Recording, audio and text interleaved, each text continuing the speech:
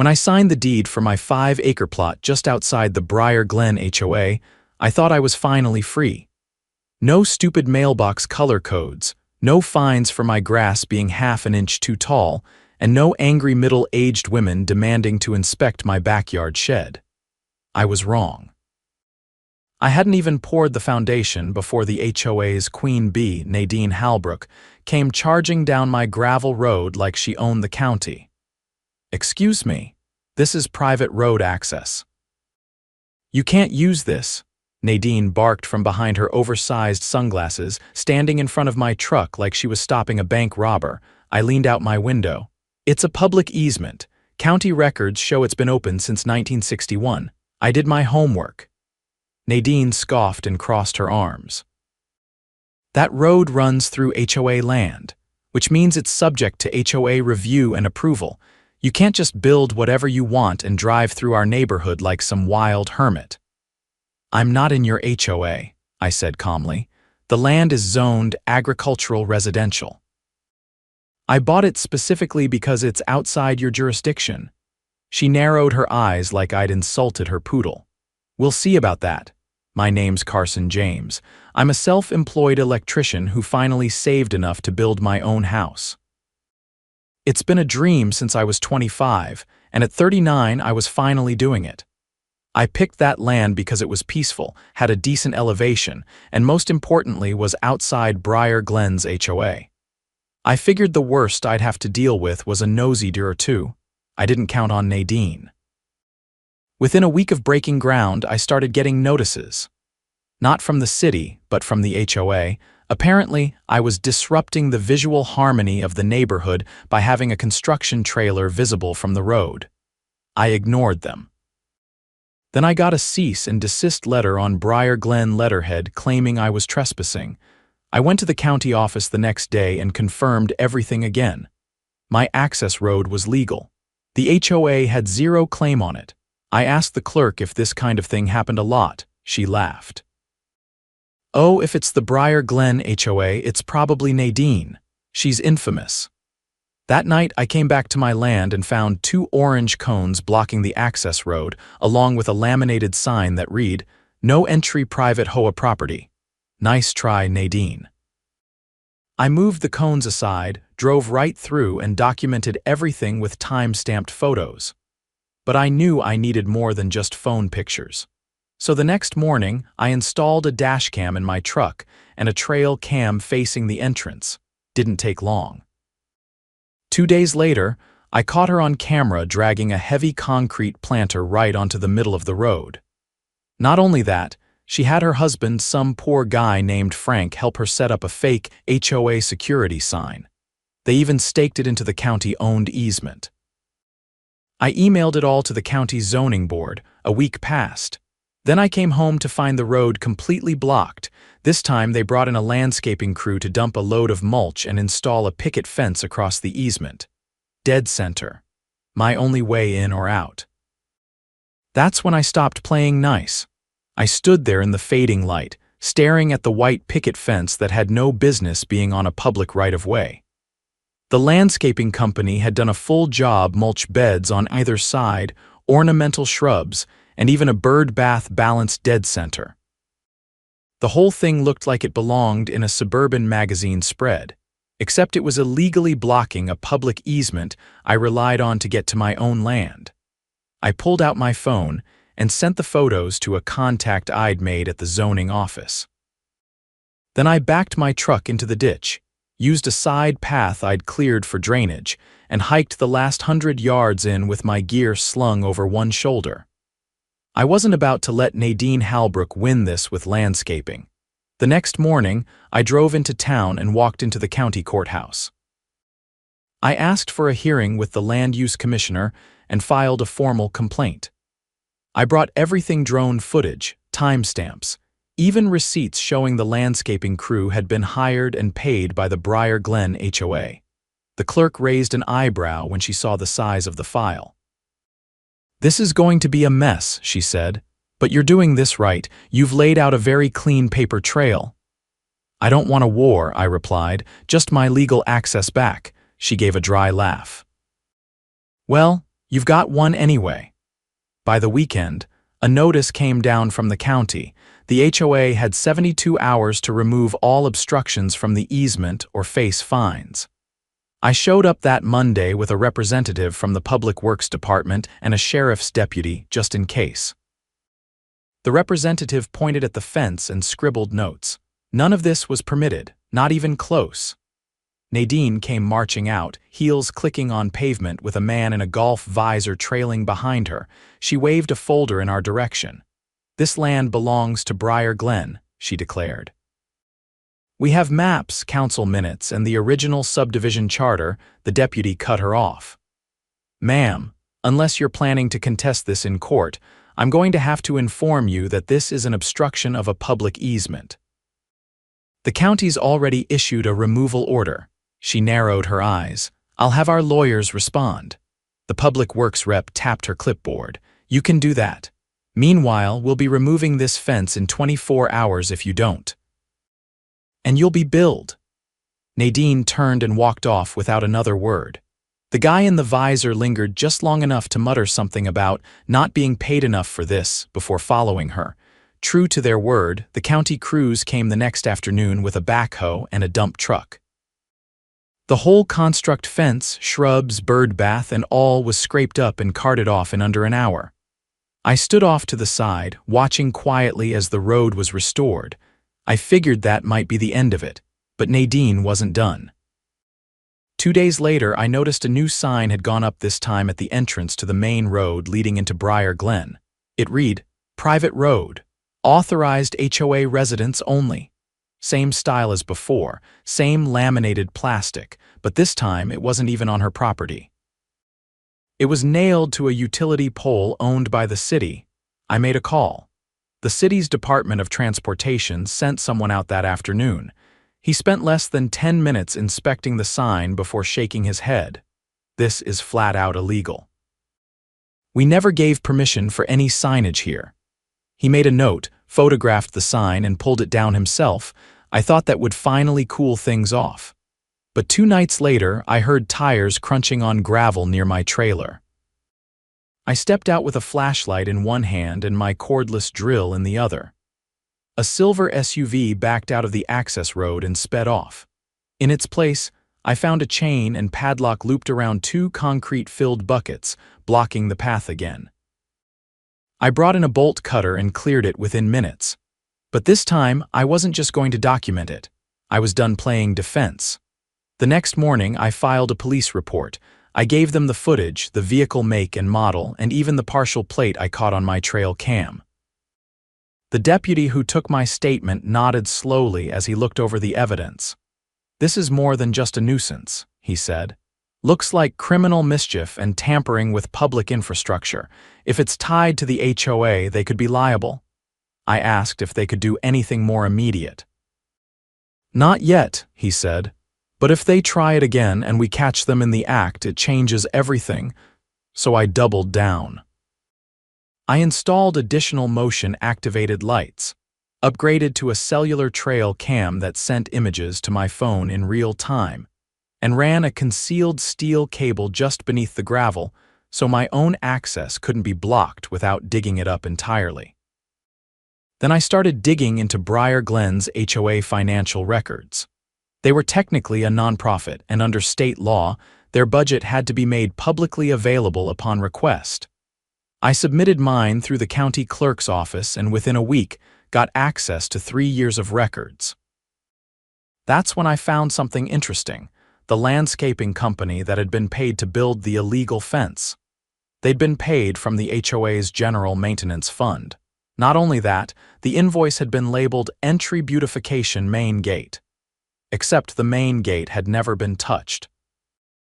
I contacted 3 Briar Glen residents I'd met during a zoning committee meeting. They weren't fans of Nadine either, and when I told them what I found, they agreed to meet.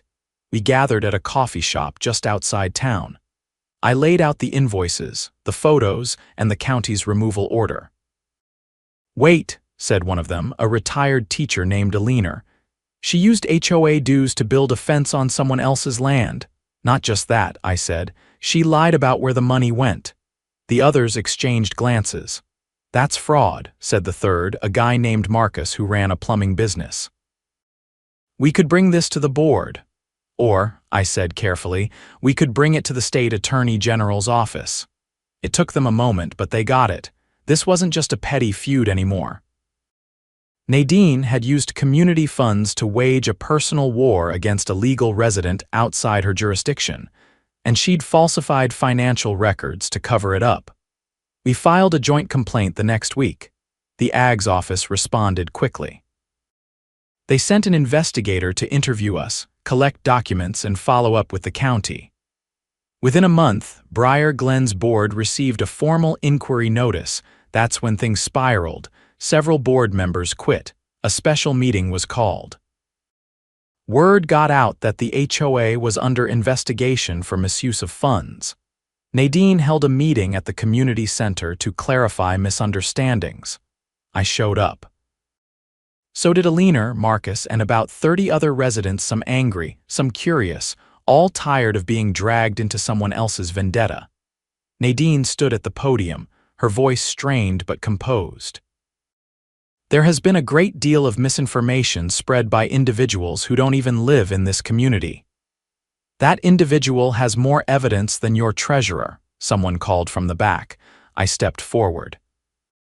"The only misinformation here is what you wrote on an invoice to cover up an illegal obstruction of public land." She went pale. I handed the investigator's letter to the vice president of the board. "You might want to read this before the state steps in and does it for you." The room erupted in murmurs. Nadine stared at me, lips pressed tight, but she didn't say a word. She didn't have to. The board voted 2 days later to suspend her pending the outcome of the investigation. She was stripped of all administrative access, and a third-party auditing firm was brought in to review every transaction from the last 5 years. As for me, my road stayed clear. The county installed official signage marking it as a public easement, and within weeks, the city added a surveillance camera at the entrance for good measure. I finally poured the foundation for my house in peace, but that wasn't the end of Nadine's problems, not by a long shot. 3 weeks after Nadine was suspended, I noticed something odd during a supply run. At the hardware store's entrance was a corkboard where contractors posted job listings, tool rentals, and local events. Taped in the middle was a flyer with Briar Glen's logo on it. Above the emblem, in bold red letters, it read, "Community Alert. Suspicious construction activity near HOA border, please report any unauthorized work." It didn't name me directly, but my property was the only one bordering their development. The flyer listed a contact number, the same office line Nadine used before her suspension. I tore it down and brought it straight to the county code enforcement office. The clerk there, a guy named Devin I hadn't met before, raised his eyebrows. "They're not just doubling down," he said. "They're trying to build a case from rumors. This wasn't cleared through any official channel." I asked if it was enough to reopen the investigation. He shook his head. "The AG's already looking into misuse of funds." But if they're using official HOA branding to harass someone outside their jurisdiction, that drifts into criminal territory impersonation of authority. Devin made a copy of the flyer and passed it on to the investigator assigned to the case. I thought that might put a lid on things, but it only stirred up more. That same evening, I got a message from Alina. She sounded rattled. "They mailed out a newsletter," she said. "It claims you're planning a commercial development. That you're going to bring traffic, noise, and possibly lower property values. People are getting nervous." I thanked her and told her I'd take care of it. The next morning, I paid a visit to a man named Jonah Lindell, a retired municipal judge who lived 2 streets into Briar Glen. He'd spoken up at the HOA meeting, but until now, he'd kept his distance. When I rang his doorbell, he answered with a look of quiet suspicion. I introduced myself and handed him a copy of the flyer and the newsletter. "I'm not building a strip mall," I said. "I'm finishing a house." "This is slander, plain and simple." Jonah read both documents carefully. "They're banking on fear. People around here panic if you say the word commercial zoning." You were a judge, I said. Could this cross the line into defamation? Not if it's vague, he said. But if they knowingly spread falsehoods with intent to damage your reputation or property value, that's actionable, especially if it can be tied to someone still acting on behalf of the HOA. He paused, then added, Would you be willing to speak at the next open forum? I agreed. He sent word to the interim board chair that I'd be attending. Meanwhile, I retained a local attorney not for lawsuits yet, but to keep things clean. Her name was Dana Morales, and she specialized in civil disputes and HOA law. After reviewing the materials, she said, They're walking into a minefield. If any current board member is helping Nadine, they're exposing the HOA to joint liability. That flyer alone. You could file a restraining order based on harassment.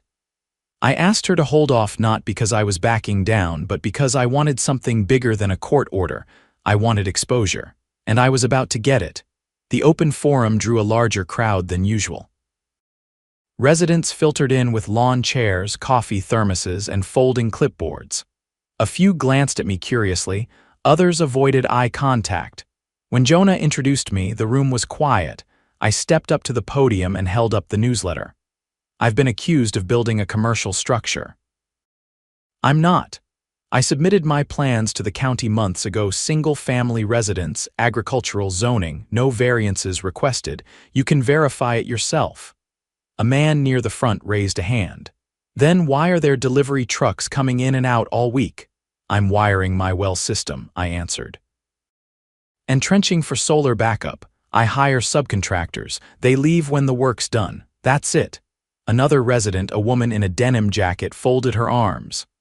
Why'd Nadine say you were putting in a storage facility? I don't know, I said, but I can show you my permits. And I can show you the county's letter confirming I'm outside your HOA. They have no authority over me and no right to use your dues to harass me. At that, murmurs rippled through the crowd.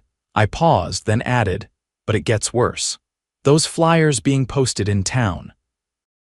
They weren't approved by the board, yet they bear the HOA's seal. That's impersonation of an official body. It's illegal. That got their attention. Jonah stood. I've reviewed the materials. If any current or former board member authorized those without a vote, they may have committed fraud. And they've exposed this community to serious legal risk. The room fell silent. Then Marcus stood and asked the question I'd been hoping for. Do we know if Nadine's still involved behind the scenes? That cracked the dam. Several residents began speaking at once. Someone had seen her meeting with the treasurer. Another mentioned a private Facebook group where she was still posting updates on behalf of the board. Jonah called for order and promised a formal inquiry. I left the meeting without saying another word. 2 days later, Dana called me with news. The AG's office is expanding their investigation. Apparently, one of the auditors found a second set of books. There's evidence of off-the-record payments, some of which match the landscaping company used to block your access road. My stomach tightened. So they were hiding transactions. Looks that way. And now the AG's bringing in the county prosecutor. It escalated fast. Subpoenas were issued. The treasurer resigned abruptly. A warrant was obtained to search the HOA's storage unit where they kept old records. Inside, investigators found a stack of handwritten receipts, including one signed by Nadine, authorizing a cash payment to a private security contractor. That contractor, it turned out, had been paid to monitor road access incursions. The date matched the night. I caught the silver SUV on my camera. Dana met with the prosecutor's office and provided them with the full compilation of my trail cam clips, dash cam footage, and recorded statements. Within a week, an arrest warrant was issued for Nadine Halbrook. She was charged with falsifying public documents, misappropriation of HOA funds, and criminal conspiracy to obstruct lawful land use. The news hit the local paper like a lightning strike. Former HOA president arrested in financial misconduct probe, the headline read. Meanwhile, the interim board voted to dissolve all committees Nadine had formed and suspended the HOA's discretionary spending until the audit was complete. Residents were furious not just about the money, but about being lied to for years. Jonah called me shortly after the arrest. "You did this the right way," he said. "You didn't just fight back, you exposed the whole rot." "I just wanted to build my house," I said. "And in the process," he replied, "you might have saved this community from bankrupting itself." As for Nadine, she was released on bail pending trial, but the damage was done. Her name was stripped from every newsletter, every committee roster, and every plaque in the community center. Her once loyal followers kept their heads down, hoping to avoid being pulled into the fallout. I finally finished my roof installation that same week. For the first time since I bought the land, I stood on my porch and looked out over the ridge without checking for roadblocks or signs. Peace had returned, not just to my property, but to the neighborhood that tried to push me out. But I had a feeling the story wasn't entirely over yet. The first big rain of the season rolled through a week after Nadine's arrest. I was sitting inside the nearly finished shell of my house, listening to the steady drumming on the roof and checking the voltage on my solar inverters when my phone buzzed. The caller ID was unfamiliar, but the voice on the other end introduced himself as Officer Braden from the county's Financial Crimes Unit. He was brief.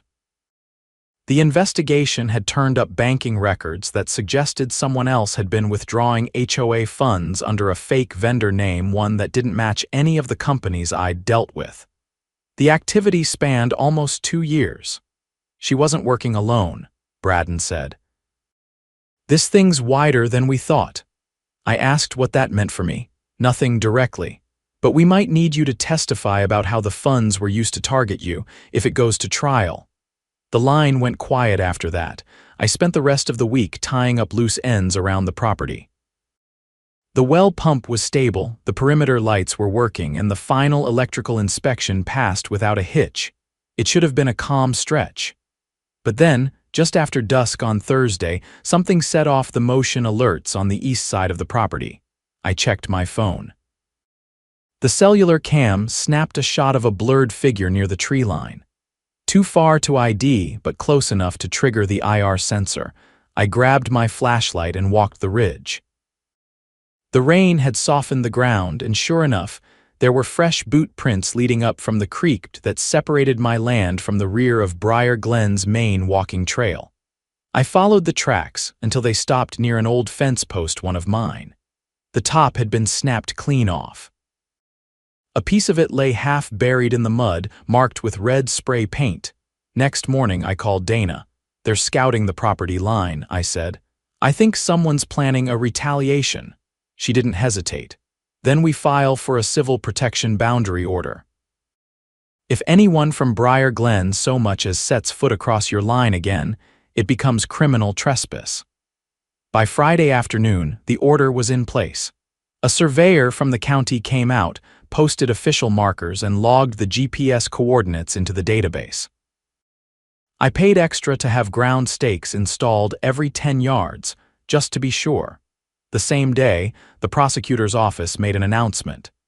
The investigation had expanded to include 3 former board members and their spouses. They were being charged with conspiracy to commit fraud, deliberate mismanagement of nonprofit funds, and tampering with public records. It turned out the fake vendor account was linked to the husband of the HOA's former treasurer. He'd been submitting invoices for consulting services and cashing the checks through a shell company registered to a P.O. box in the next county over. The total theft exceeded $80,000. Nadine's obstruction campaign against me had been the final straw. Her personal vendetta had pulled the curtain back on years of shady bookkeeping. The county held a town hall meeting the following week, this time at the public library, far from Briar Glen's community center. I was asked to attend not as a speaker, but as an example of how unchecked power could spiral when no one paid attention. The meeting was packed. Local journalists, city planners, and even 2 state representatives showed up. What started as a zoning case had turned into a lightning rod for HOA reform. After the speakers wrapped up, one of the state reps approached me. "You've got a weird kind of fame now," she said. "But you also uncovered something we've been seeing more of. Small associations with no oversight and a lot of money." I asked what could be done. "Legislation," she said. "More transparency, mandatory audits, and accountability. What happened to you? That shouldn't be possible." I left the meeting thinking about something I hadn't considered before.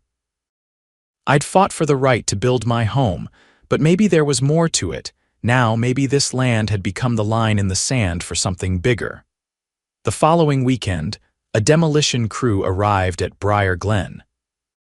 Not to tear down homes, but to remove the last of the illegal structures Nadine had ordered built. A stone sign near the entrance that falsely claimed private road status was jackhammered apart while residents watched from their porches.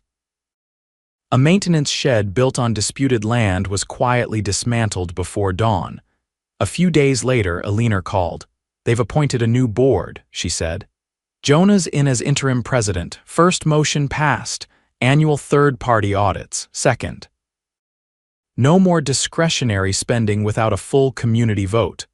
I congratulated her and asked how the community was taking it. "They're embarrassed," she said, "but relieved. Nadine had her claws in everything." Another week passed. Then the trial date was announced. I was called to testify. Not just about the road obstruction or the fence, but about the pattern of harassment that started the whole thing. Dana walked me through prep. She said the prosecution was going to focus on intent, how Nadine and her co-defendants didn't just misuse funds, but weaponized them. The courtroom was packed when I took the stand. Nadine sat stiffly with her lawyer, her expression unreadable. The prosecutor walked me through each instance. The sign on the utility pole, the landscaping crew, the fake security contractor. "Did the defendant ever have legal authority over your property?" he asked. "No," I said. "Not then." "Not ever. And were you ever notified of any legitimate HOA complaint filed through a court or zoning board?" "Never." When I stepped down, I caught a glimpse of Jonah seated behind the prosecution table. He gave a subtle nod. A few members of the gallery clapped before the bailiff told them to stop. The trial lasted 5 days. It ended with 3 guilty verdicts and 2 plea deals. Nadine was sentenced to 18 months probation, 200 hours of community service, and a court-ordered ban from holding any future leadership role in a nonprofit. But the biggest blow came in the form of restitution. The court ordered her and the other defendants to repay every misused dollar, nearly $100,000 in total. Failure to do so would result in civil liens against their properties. I didn't celebrate. I just went home and got back to work. The siding went up, the interior walls were finished, and the first coat of paint dried in the same week the county paved the final section of my access road. Not gravel paved.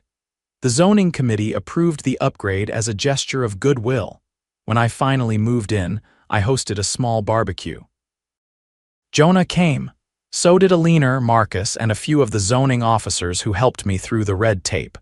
Nobody mentioned the fight. They didn't need to. As the sun dipped behind the ridge, I walked the line of my property, quiet, sturdy, fully mine, and stopped at the place where the fence used to be. There was nothing left of it now. Just a clean stretch of road and a line of freshly planted native grass. Nadine never tried to contact me again. Her house went up for sale 6 weeks after the sentencing. I didn't ask where she went. Briar Glen changed after that. The new board made transparency their mission. Residents were invited to monthly budget reviews. The bylaws were rewritten. A community mediator was brought in for disputes, and the HOA's power was trimmed back to basics. Trash pickup, park maintenance, and mailbox keys. No more secret committees. No more unauthorized crackdowns. Sometimes I'd see folks from the neighborhood walking their dogs near the edge of my land. Nobody crossed the line. They waved, I waved back, and that was it. They finally understood what I had tried to from the beginning. I wasn't the outsider. I was the reason it got